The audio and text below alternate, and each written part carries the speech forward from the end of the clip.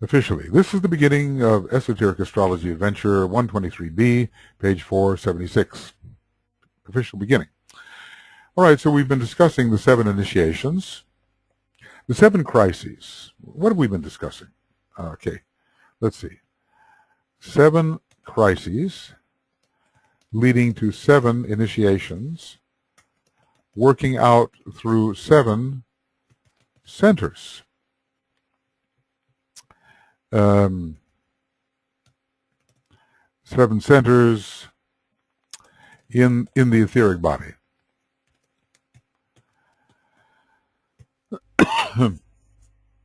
Now, if we're dealing with the 6th and 7th initiation, with the 5th, 6th, and 7th initiations, these centers may be within a Mayabarupa. There's no necessarily born generated body by the normal bipolar means. In the case of the, well, certainly of the Chohan and of the 7th degree initiate. A master might preserve his body after the 4th degree and maybe take the 5th initiation in that same body, and maybe that's what Master DK did. Because he took that initiation in 1875, he seemed to be pretty much the same form or expression he was earlier. And presumably he took the 4th degree having, well, it is a presumption, in that life. It's difficult to be born as a 4th degree initiate already.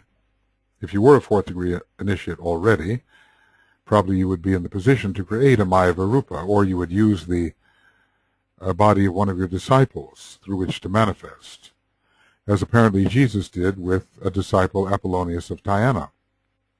At least that's how I think that worked out. So many people have questioned, well, but Apollonius was born before Jesus and all of that, so how could Jesus have taken the 5th initiation as Apollonius of Tyana? Because he had already been born, so Jesus would have had to have been born as Apollonius. Well, by the time you reach the 4th degree, you're not about to waste the time growing up in a tiny body, wasting those first 20, 25 years, or at least, maybe wasting isn't the word, but off the battlefield. So probably there was some sort of overshadowing or tulku substitution of the Master Jesus walking around in the body of Apollonius, just the way the Lord Maitreya was walking around in the body of Jesus. One good turn deserves another. You know, Jesus offered up his body, so karmically someone offers up his body to the initiate Jesus of the 4th degree. At least that's one way of considering it. I always say there are ways of considering it, you know, absolute confirmation. These things may hint at intuitive confirmation, but they are not yet intuitive confirmation. Who knows, knows. And doesn't need all of these implications. But implications reasonably derived can be on the way to knowing. So, all right. Let me remind students that all the 12 constellations bring about man's evolutionary development and eventual release from the great wheel of living existence. This can be forgotten when we start to specialize, you know. Well, only these lead to a would lead to a separate state of mind. We could say that only these are related to these 7 initiations. But we would be very wrong, as I can just about go through every initiation and show 2, 3, 4 constellations of the zodiac related to each one of the initiations. Should I try that? Well, you know, first initiation, Leo, Capricorn, Virgo, Gemini. Second initiation, Scorpio, Taurus, Libra.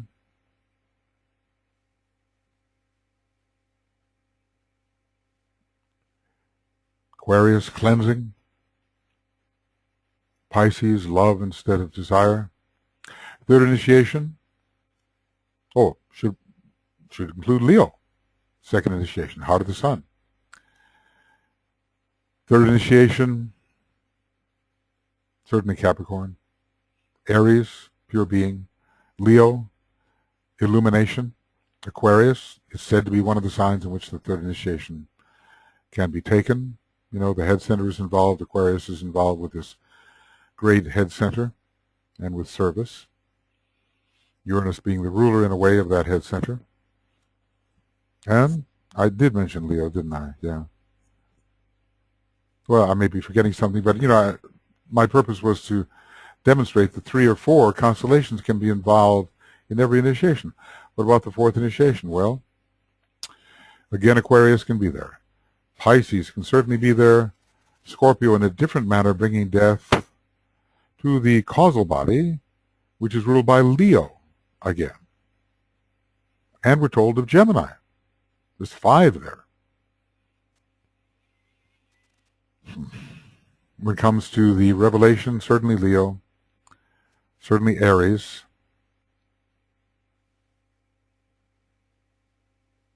Capricorn, again, is involved with the entire series of 5. Pisces, admitting into Shambhala at the end, not ending as a world server, but as a world savior.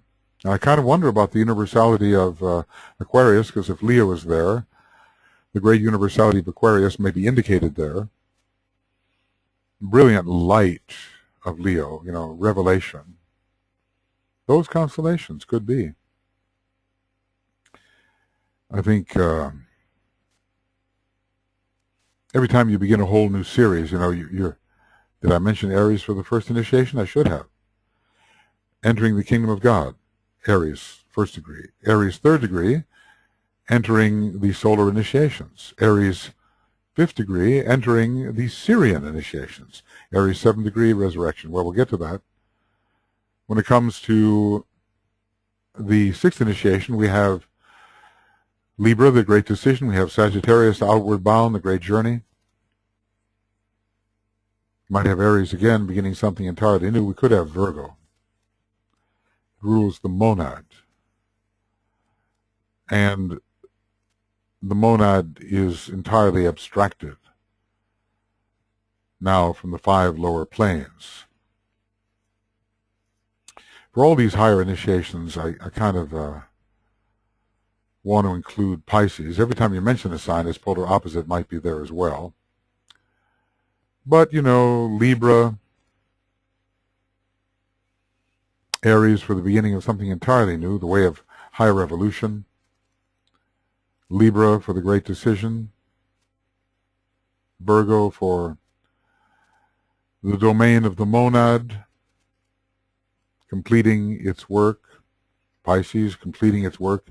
I leave the Father's home, and turning back I save. Sixth initiation, I return to the Father's home. And having turned back and saved, I arrive at home.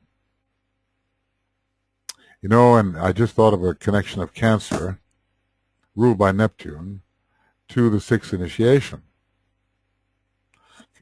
The monad is home. It's Cancer. Now, will that make me revise everything I did before? I hope not. I don't think so. Seventh initiation, Aries. Leo rules the logoic plane and the divine flames in the sea of fire. You know, 2 great fire signs. And Capricorn, as the correspondence to the physical permanent atom, presides there. You wonder whether all 3 of the great first-ray constellations are found there. Resurrection. It's so Aries. But Leo and Capricorn could be involved as well. Well, our immediate concern is not the resurrection. By the way, the ascension. Sagittarius would be involved in that. And you kind of wonder about Capricorn with the law of elevation, because if Capricorn rules the 5 great initiations, it, in a way, starts at the third, but we know it also starts at the first. And it's even involved in the second as the one who crosses the water. So I wonder if I've made my point. My point has been that every initiation has a number of zodiacal participants and therefore planets promoting different aspects of the initiation. Yes, that is probably the case. And then, does this correlate with the idea that every chakra is sponsored by more than one planet?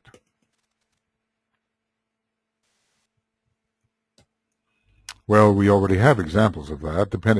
This would depend upon the period of development. This would depend upon the stage of development. Well, look at the throat center. It's Earth at first. Then it's Saturn. Then it's the seventh ray, and you wonder if the magical words are not being spoken by Uranus. And certainly Mercury is there too, giving speech. Is there a triangle of planets connected with every chakra? The heart, I'll give you a triangle that I think is right. Sun, Jupiter, Neptune. Solar plexus, Mars, Neptune, and maybe Venus. Venus is connected with the solar plexus center of the solar logos, part of the logoic quaternary. It's very Syrian in that respect, as I think Sirius is also connected with the solar plexus center, but it has a strong Ajna connection, but then solar plexus and Ajna are very closely related. You have a vision out of both of them, though it's more clarified in the Ajna center, so it's like the Great Bear is a higher Ajna than Sirius is, at least to me. At my present level of ignorance, that's all I can ever say. I propose something. It stands or falls depending upon later revelation. When it comes to the sacral center, we do have Uranus, but we have Mars, you have the moon, form builders, sexual desire, transmutation of sexual response. When it comes to the base of the spine, we have Pluto, we have Mars, we have Mercury. And I could throw in a way, the anchoring Saturn at the base, and even, well, Uranus is the top, but there's something about the electric fire there. The fact that it's the seventh planet, in a way, ruling the seventh ray and the seventh chakra. At least, if it doesn't rule that chakra, it has an association. I began with the throat center. The Ajna center has so many, but I would just say the planets that can work through it are first Venus, then Mercury, then Neptune. At some point, it becomes very sixth ray, and I've demonstrated how DK talks about all the rays connected with the Ajna center, even if it's the Ajna center of the astral body. When it comes to the heart and the head center, well, Vulcan is said to be connected with the heart of the sun. Hence, with the heart and the head center, in my view. And Jupiter and Neptune, each of them connected with the 12ness because of their association with Pisces. When it comes to the crown center as a whole, to me it's the sun of glory, and it's Uranus also. Anything sufficiently synthetic to be added there. I don't know what else to add at the moment. I don't really want to say Neptune because I think that's more for the heart in the head center per se. But the thousand-petal lotus, well, I can just go to what DK said. Should, I suppose. He says for the undeveloped man, it's Pluto. For the developed man, it's Vulcan, although you kind of wonder whether that's the heart and the head part. And then the Uranus is ruling the head center at a high stage of evolution. And the sun is the synthetic glory of it all. It's the number 10. And we're dealing with that high place, which can be associated with the number 10. So all these different correlations may bring further understanding to us. And DK is telling us, reminding us that all the 12 constellations bring about man's evolutionary development and eventual release from the great wheel of living existence. We should not be separative and say only the planets of crisis. Well, there are, there may be 7 major chakras, but you can count them differently. Vulcan can certainly be connected with the 7 head centers in the region of the head. Whether there are 21 or not is another matter. 7 in the vehicle, including a couple of the lower ones, 7 in the head and 7 about the head. 7 of these, however, are primarily useful in bringing about the 7 crises of the soul, whilst 5 of them are instrumental upon the final stages of the way in enabling the disciple or initiate to utilize the experience gained and the values grasped in effecting entrance into the 5th kingdom of nature. So that's it. There are many crises along the way from the beginning to the end, and 7 of the planets of the constellations induce these, whilst 5 of them are instrumental in enabling the disciple or initiate to utilize the experience gained and the values grasped. What I want to say is in the 4th kingdom of nature,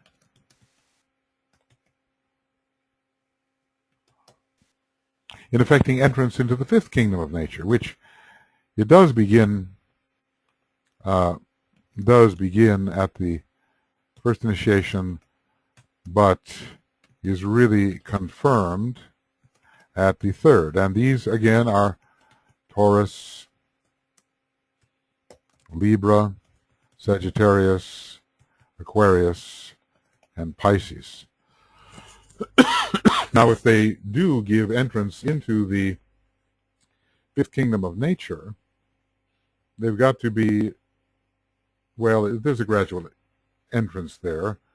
At every initiation, even the probationary ones, there's further entrance, and finally real entry at the 3rd degree, and one is confirmed as a full member of the 5th kingdom at the 5th degree, where Aquarius and Pisces could have an application, but not the others so much. This is intricate. It's part of the spiritual astropsychology, which requires a very thorough knowledge of other individuals that the healer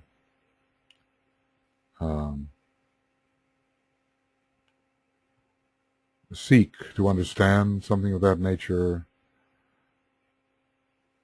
train himself to understand the stage of thought or of desire of the one who seeks his aid.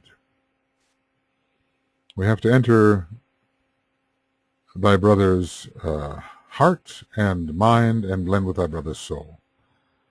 And then we can begin to see how to apply all the many, many threads of energy in a way which is a particular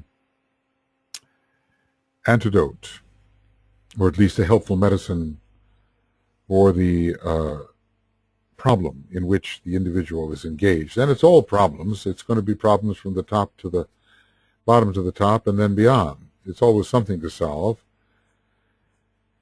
as Isis attempts to reassemble the universe from its fragmentation in consciousness. So you have, therefore, the 12 plus 7 plus 5. Okay, well, this is really important. The 12 are zodiacal. The 7 are crisis signs, signs of crisis. And the 5 are, well, there's a repeat here, of course. The 5 signs of transition from the fourth kingdom to the fifth kingdom, making 24 in all. And in these are to be found the 24 episodes which mark the cross of life. Well, the stations of the cross are usually considered to be 7, but this is a shambolic number, and seems to involve a lesser 12 and a greater 12, as in the healing formula for the second ray, healer. From the standpoint of Christian symbolism, even though the interpretation is as yet inadequate, these 7 crises correspond to the 7 stations of the cross, which mark the way of an advancing world savior. I don't know these by heart anyway, but I would recommend that somebody attempt this correlation. We've said enough about the crises, and I think they could be well correlated with the stations of the cross. So far, the interpretation, he says, is as yet inadequate, but maybe someone can come up with an adequate interpretation. 24 episodes.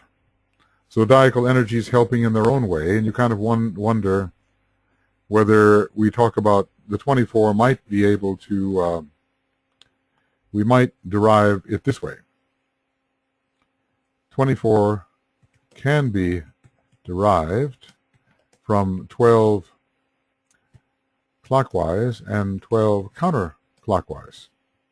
The same signs, but the cross is preeminent on the clockwise wheel, and on the counterclockwise wheel there is going to be a freeing and liberation from the cross.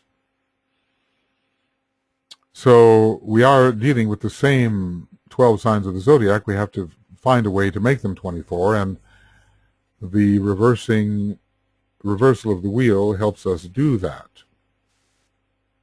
Of course, only one sign, Cancer, has been given to a process in which the individual is definitely subjected to the cross of life and has not even attempted orientation. Maybe Aries involves orientation, so that might be 2 out of the 7. And as for all the rest, they really involve the counterclockwise wheel, which is the way we normally interpret the sequence of signs Aries, Taurus, Gemini. 24. So Shambhala is, we might say, Shambhala includes the involutionary human process and the evolutionary human process. Now, that's not the same thing as the involutionary outpouring, the second aspect, and the evolution which follows. This is once the human stage is actually reached. But in a way, the human being goes ever deeper into matter at first. Blavatsky told us that the Lemurian, who had just been individualized, was somehow aware of his inner God, and so there was a descent, involutionary descent, during the Atlantean and the Aryan root race, until in part of the Aryan root race we're so brain-bound that we believe nothing and have lost all contact with the subtle worlds. That is involutionary in terms of the cycle of human development. Then the evolutionary process begins, the wheel is reversed, and the higher interpretation of the same 12 results. So these 7 crises correspond to the 7 stations of the cross, which mark the way of an advancing world savior, not only world server, but something even more. In connection with the 5 constellations, which are peculiarly active in the life of the advanced disciple and initiate, the influence falls into 2, and now I hope he means, he means the 5 which are not the signs, size of crisis, indeed, of crisis, namely Taurus, Libra, Sagittarius, Aquarius, and Pisces. And we do remember that he told us that the sign Pisces is kind of a sign which is found in both series. It's found also in relation to the 7 signs of crisis to give some kind of synthesis. He described it above. So the influences here fall into 2 triangles of force because Leo, focusing the energy of the 7 constellations, yes, is included, thus linking the self-conscious aspect with the spirit. Indeed, it's the two sides of the stick. It's the sun sign and the point opposite the sun. Oh, point of attention. Nope. Point opposite the sun. Now, I wonder if we adequately, I'm not sure really that we adequately went over the way these 3 triangles related to the 7 signs of crisis and to the 3 great cycles. What begins in Cancer goes through a reorientation and ends in a great achievement of the higher initiation. So this is cycle 1 and is taking the longest time. Cycle 1. Now, the cycle 2 has more to do with intellectuality leading to accepted discipleship.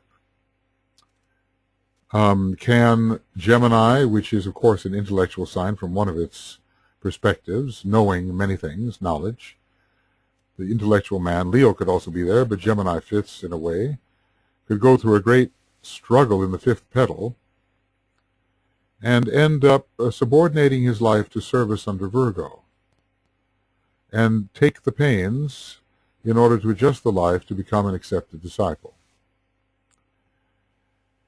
The last phase, and then lead in a way to the birth of the Christ and accepted discipleship. The last phase of the cycles, see if I can find this. I don't want to be incomplete. Of course, it's inevitably the case that one must be so. But here it is. And I'll just, it's easier than looking in my own document. The evolutionary cycle, the cycle of aspiration, which is the 2nd triangle, which ends in Virgo, interestingly enough, begins with Gemini. Gemini did have something to do with the phase of aspiration of the triangle Gemini, Sagittarius, Mercury, which led from the phase of the probationary disciple to the accepted disciple, and then the cycle of initiation.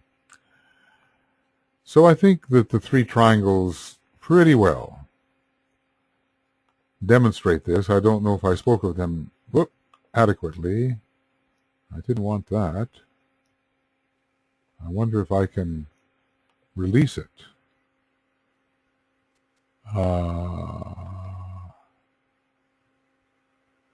Yes, I want to delete this highlighter. Good. Oh no, I didn't want to delete that.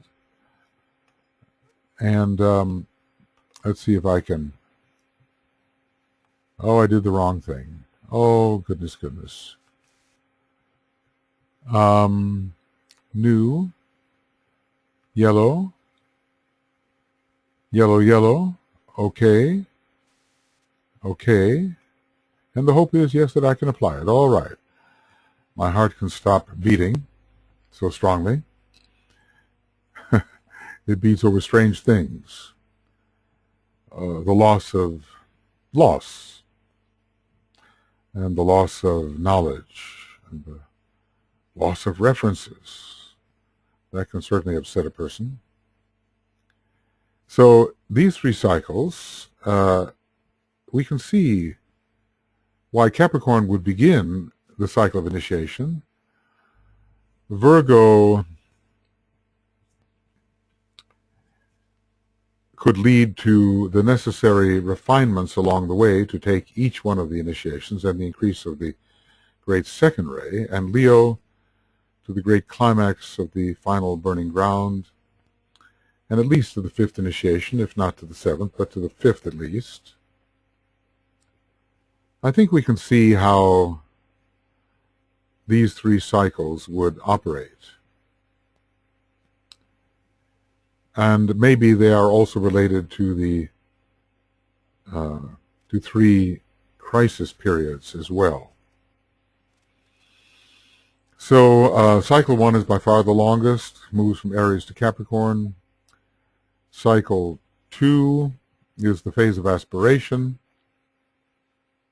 and it ends in the birth of the Christ consciousness with Virgo. And cycle 3, the stage of initiation, which leads in a way from the 1st initiation to the 5th initiation. Both Capricorn and Virgo can be involved in the 1st initiation, climaxing in a way in the 5th initiation ruled by Leo. All right, that's a little more on that. And sometimes I just catch the fact that I have not properly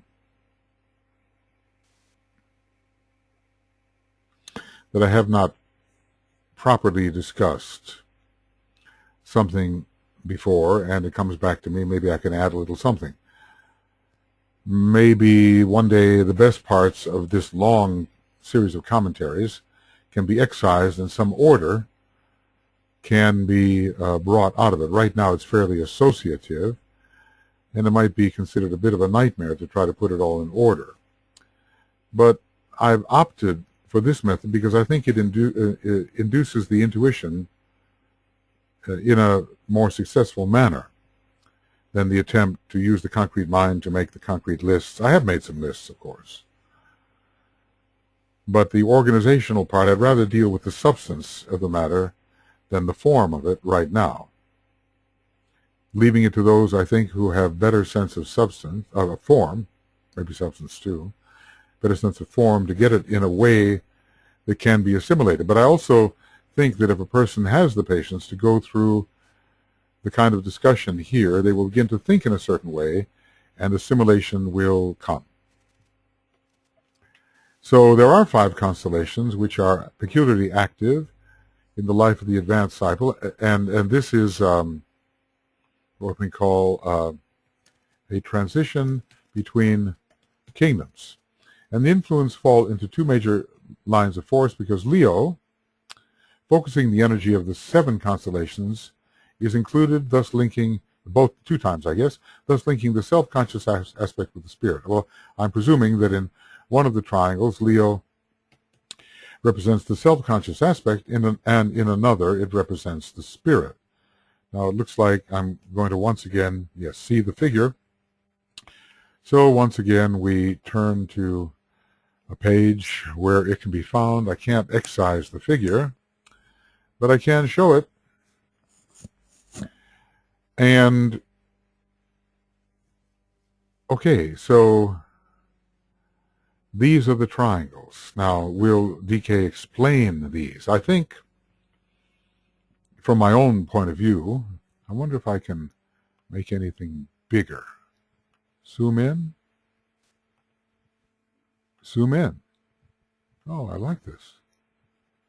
Zoom in. And one more zoom. All right. What I see here is that Leo begins the stage of self-conscious individuality. Then the pairs of opposites are recognized at some point, and they are balanced, and a choice is made which directs the newly spiritualized man towards a goal or vision which is spiritual, represented by Sagittarius. So he's on his way into the 5th kingdom. He begins with the 5th sign, very much in the 4th kingdom, and then he's on his way into the 5th kingdom.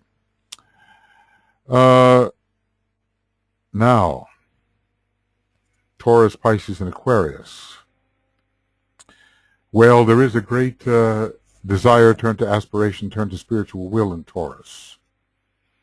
One passes the second degree in Taurus, among other signs of influence. Pisces and Aquarius can both be involved in the cleansing of the second degree, but here they represent something more. They represent the higher parts of the fifth kingdom. We aspire towards the fifth kingdom with the highest form of aspirational idealism found in Taurus, and we reach it in which we understand the higher meanings of Pisces and Aquarius. At least that's how I see it at the moment. Sagittarius, in a way, hits the eye of the bull, you know. And there is illumination. Sagittarius desires, follows the vision until illumination begins in Taurus. This illumination expands into wisdom and love, pervasive wisdom of Pisces and the universal love of Aquarius. So then we have achieved transition from the fourth kingdom into the fifth. There are 5 signs of transition. I really recommend this method of going through esoteric astrology. You will probably, with me, if you wish to and get this far, but I don't think I ever saw quite so many correlations as when I'm forced to go line by line, word by word, sentence by sentence, paragraph by paragraph. It is really an adventure in meticulous entirety. Me. Adventure, meticulous, entirety. Me. Or AIM. Me. Adventure in meticulous entirety. And it's not for everybody. It doesn't satisfy for all.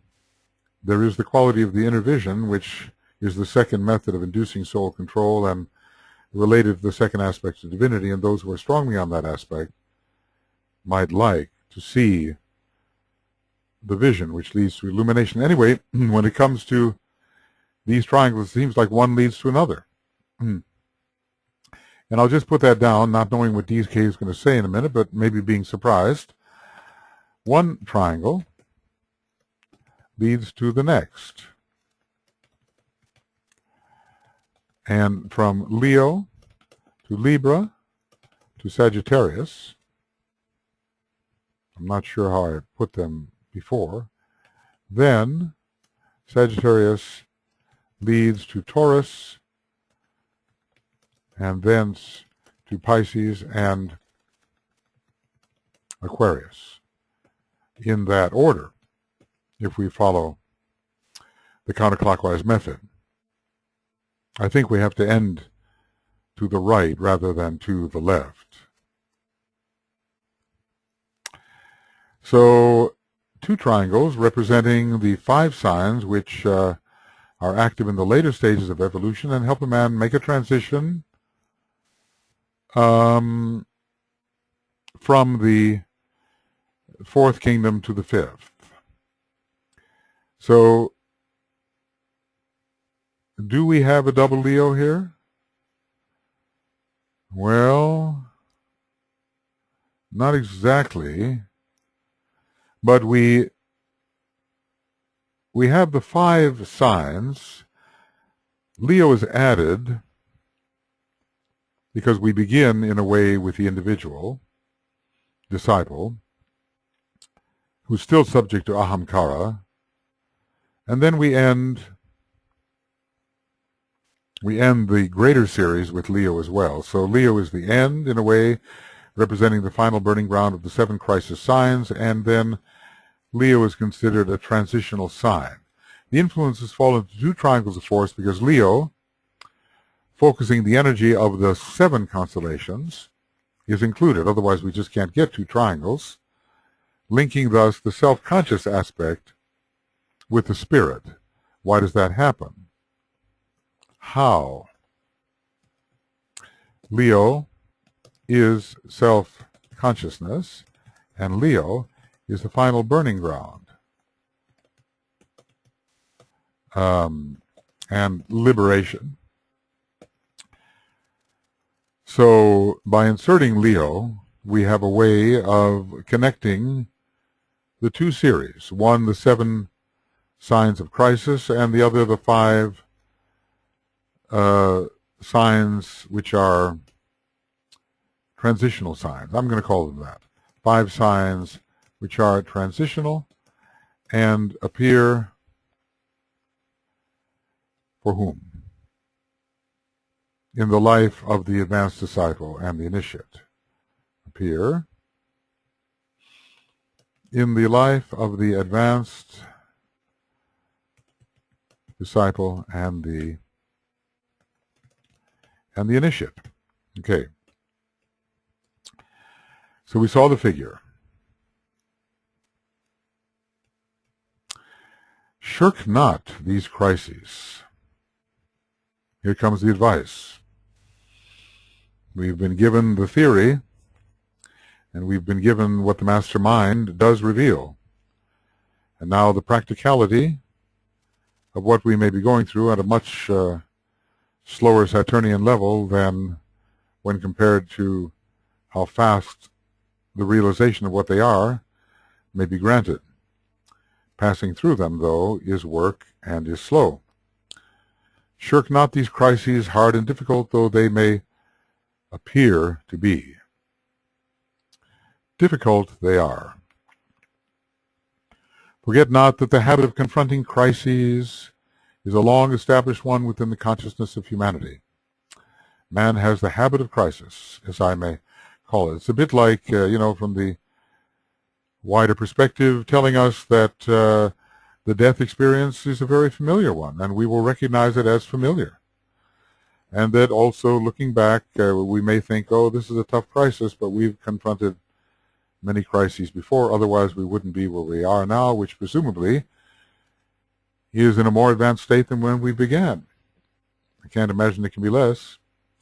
There are only the points of examination. They are only the points of examination as to strength, purpose, purity, and motive, and the intent of the soul. I seem to want to underline everything here. These crises are only points of examination as to strength, purpose, purity, and motive, and the intent of the soul. And of course, in a way, they should be induced. As we initiate our own progress, we induce crisis because there's always a backward pull, represented by the state in which we are trying to leave. They evoke confidence when surmounted and produce greatly expanded vision. Maybe I can underline everything.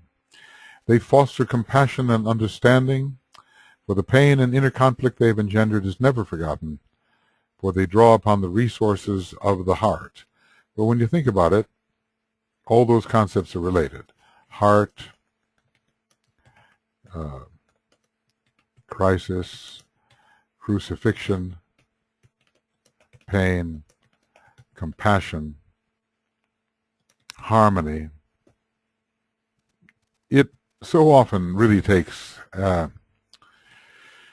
response of the heart to overcome crises which have seemed insurmountable in other ways. They release the light of wisdom within the field of knowledge, and the world is thereby enriched. You kind of look at Aquarius and Pisces. Universal love and pervasive wisdom. I was kind of shocked once when I saw Jupiter in Pisces representing pervasive wisdom and Jupiter in Aquarius representing universal love. I could have been tempted to reverse the idea, because I think of the world's Savior as greatly endowed with love, of course wisdom as well, and the world's server, well, with wisdom and love. But Pisces as superior in some way, older or deeper still than Aquarius, I have thought, but this is the way DK looks at it. I still haven't given up on the idea that Pisces is the a major sign of the love energy. conclusions. How far do we have to go? Well, we go. Now, we're not going to finish now. We're not going to finish now. But there are conclusions here. Okay. Let's see. We will at least begin this and continue as we can. Conclusions, page 477. We have reached a point in our consideration of the science of triangles wherein we can pause for a minute to consider our next approach to this subject and choose the theme by means of which we can throw more light upon it.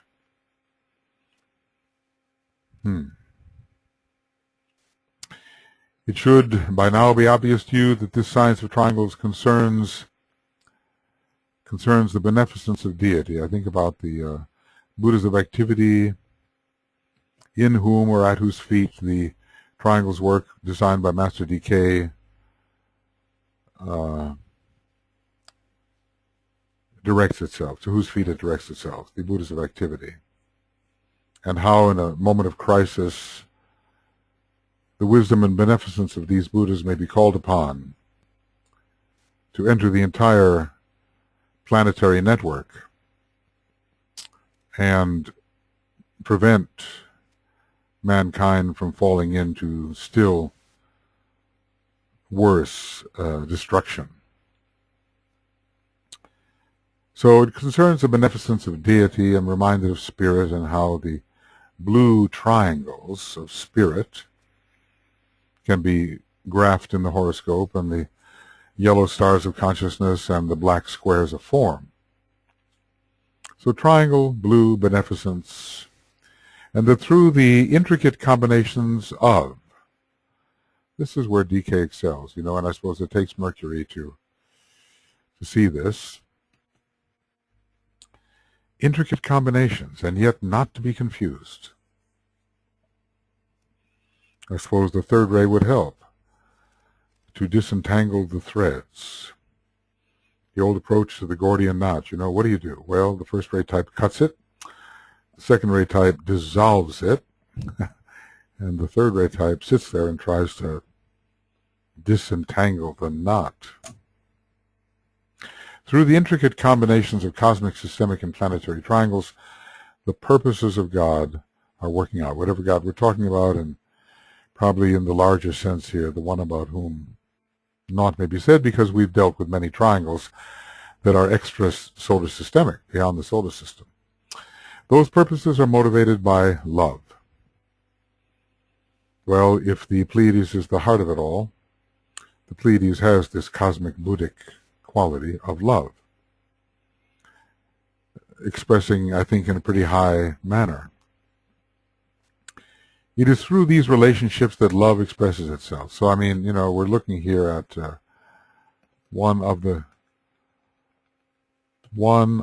reasons for the triangles network. Love and light. And, I suppose, spiritual will, a third aspect which could express through the triangles network. But first, of course, we need this quality of love. Then later, the will to good can express. It is through these relationships that love expresses itself, brings about the needed changes for that expression, and human consciousness is brought into the required state of inclusiveness. Well, do you feel more inclusive, having studied science of triangles? Yep. Science of triangles. I do. I feel that far expanded yet more closely related horizon that DK talks about. I feel as if there's nothing on our planet, system, local cosmos, etc., that cannot be reached by these underlying and sustaining energies. So the study of this, I think, brings us into this state. Love will express through the triangles. The soul is called a triangle, and love expresses through it. It's somehow a blend of the second and third ray, and brings about the needed changes, I suppose, in the etheric network, changing squares into triangles. The needed changes for that expression, and human consciousness is brought into the required state of inclusiveness. It is through the squares or quaternial relation that the form aspect is brought into relation and adequacy, through the will of deity expressing itself through the gradually unfolding consciousness aspect. Well, we see the relationship between the square and the triangle, the Masonic apron so often displayed even outside the Masonic Lodge, and we have the triangle above the square. And we have the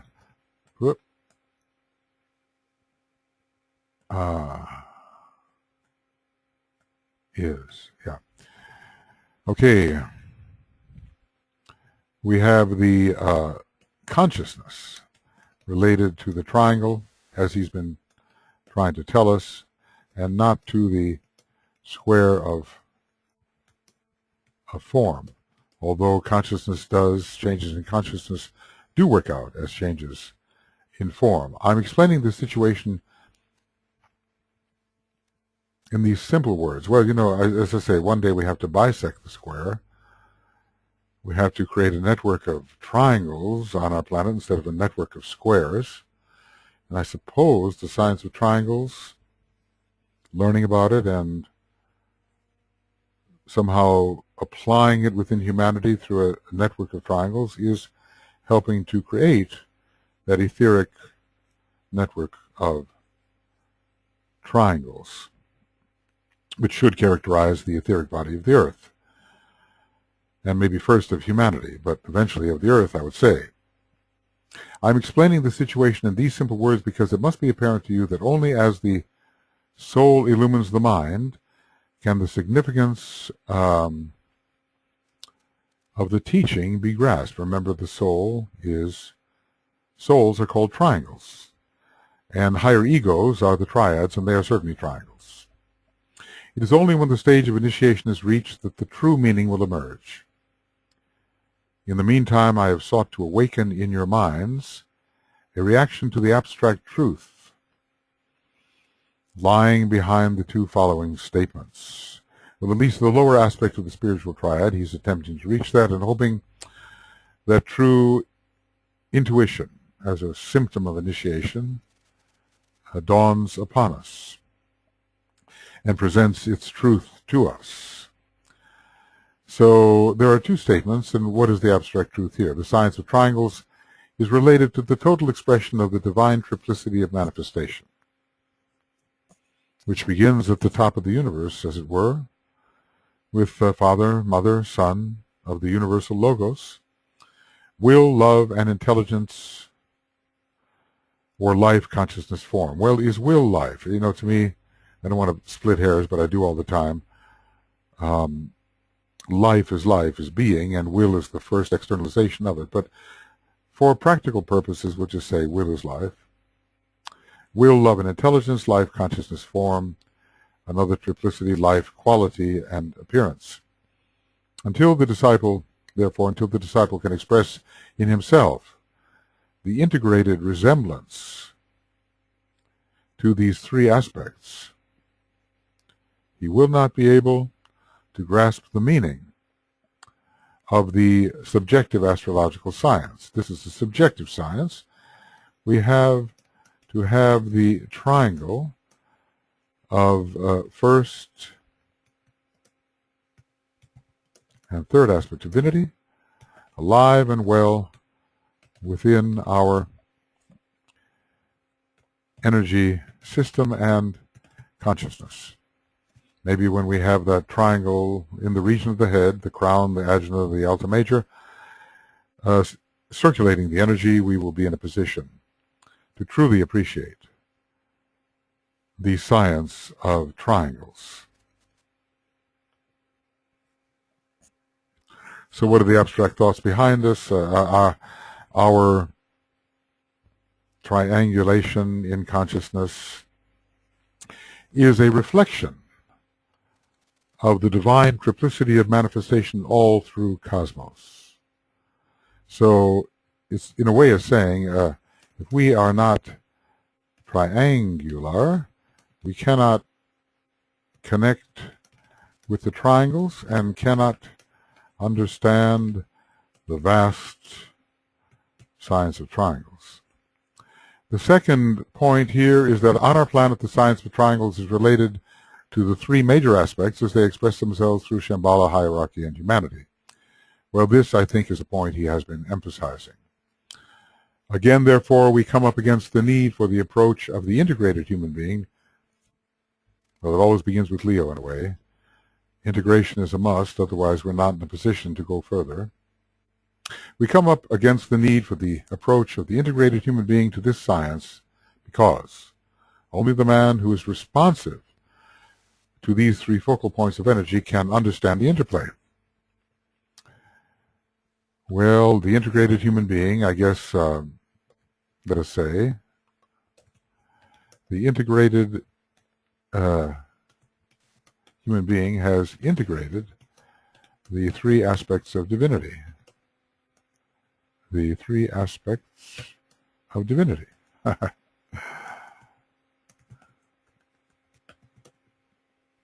Only in fact can the man apprehend the underlying truth, whose two head centers and his heart center form a triangle of flowing energies. So we have crown especially, ajna center, and heart center. Of course, could the heart and head center replace the heart center at a certain time of unfoldment? Anyway, what's the point here? Point is that we must have attained a response to the triangular configuration of all things if we are to understand the science of triangles. Configuration,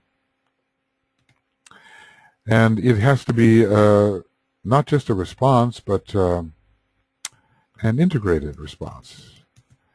In other words, we must be triply, how do you spell that? Well,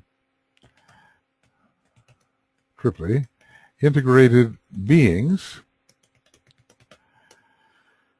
to respond consciously to the triangles and to understand the science of triangles.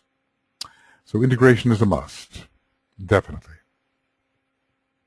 And so how often he begins with Leo. Well, tell you what. I think here we're at the end of Esoteric Astrology Adventure number 123B, page 478. And we will begin with Esoteric Astrology Adventure 124A, page 478. We are engaged in a correlative attempt to pull together many relations which will reveal the design of the whole. Well, not of the whole, but of that part of the whole which we call the whole, our planet, our solar system, and our local cosmos. It gets thinner as you go out there. And this should improve our vision of significant interrelations which affect the human being.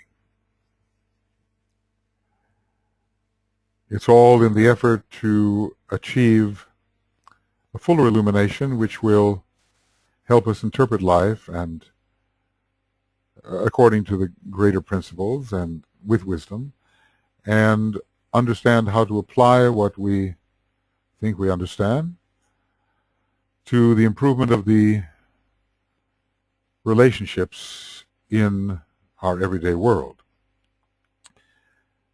That's the purpose behind it all, as I see it. And we will continue our study with the science of triangles. I think that's enough for right now. And I will say farewell at the moment, and we'll start with 124 when possible. Okay, see you then.